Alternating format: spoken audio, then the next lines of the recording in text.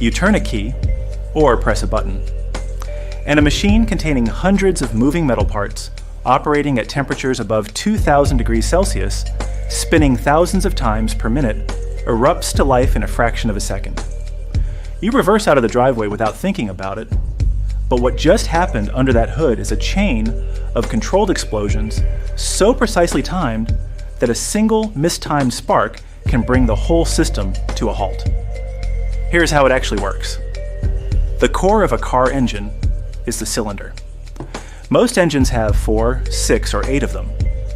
Hollow metal tubes, each containing a piston that slides up and down.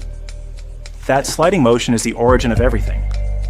The piston is connected to a crankshaft, and as the piston moves up and down, the crankshaft converts that linear motion into rotation. The same rotation that ultimately turns your wheels. But to make the piston move, you need an explosion. And to get an explosion, you need 3 things: fuel, air, and a spark. This sequence happens in 4 distinct steps called the 4-stroke cycle, first described by German engineer Nicholas Otto in 1876. Every cylinder repeats this cycle hundreds of times per minute, continuously, for as long as the engine is running. The first stroke is intake. The piston moves downward, creating a vacuum that pulls a precisely metered mixture of air and fuel into the cylinder through an intake valve. Modern engines use fuel injection, a system that sprays a fine mist of petrol directly into the cylinder, controlled by sensors and software to deliver exactly the right quantity for every condition. The ideal ratio of air to fuel by mass is 14.7 to 1. Too much fuel and the mixture burns inefficiently. Too little and the engine can misfire or overheat. Your engine's computer adjusts this ratio thousands of times per second without you being aware of it. The second stroke is compression. The intake valve closes and the piston moves back up, compressing the air-fuel mixture into a space roughly 10 times smaller than its original volume. This compression raises the mixture's temperature and makes it far more chemically reactive. The ratio of the cylinder's full volume to its compressed volume is called the compression ratio, a number that directly determines power and efficiency. Higher compression extracts more energy from the same fuel. This is why high-performance engines require higher octane fuel. Lower octane ignites prematurely under high compression, causing a knock that can destroy engine components over time. The third stroke is combustion, the power stroke.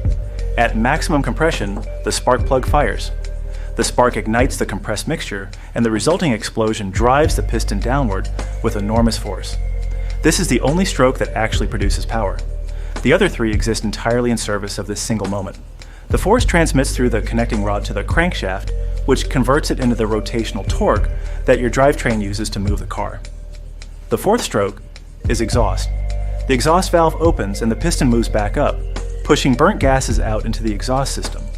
Those gases pass through the catalytic converter, containing precious metals including platinum, palladium, and rhodium, which converts harmful byproducts like carbon monoxide and nitrogen oxides into less harmful compounds before they exit through the tailpipe.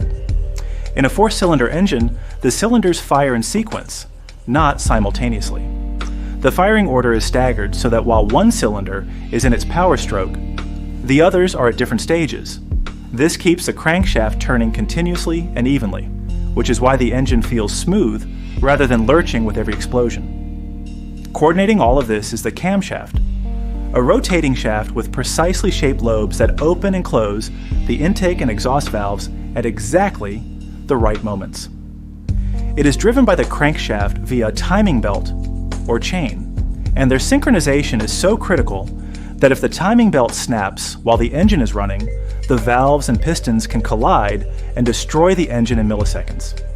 Keeping every metal surface from grinding apart is the job of engine oil, circulated under pressure to every bearing and sliding surface continuously. Without oil, friction generates enough heat to weld components together within seconds. An engine running dry destroys itself completely in under a minute. So the next time you press that button and hear the engine catch, you're not starting a machine.